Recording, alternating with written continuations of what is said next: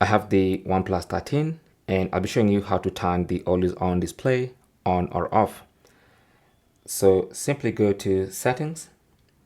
Under settings, go to wallpaper and style, tap on that, and then you should see the always on display section. Tap on that, and then here, this is where you can disable or enable the always on display.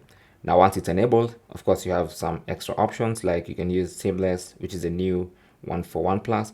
You can choose the classic always on display. You can even go to the display settings and tweak a few things about the always on display. So for instance, what information to show, contextual information. Do you want to see new notifications on the always on display? Basically, some more information and some more settings to tweak on the always on display. Then of course you can customize and have a personalized always on display. But that is basically how to turn it on and off. So that's on and that's off. Thanks for watching, and don't forget to like and subscribe, and good luck.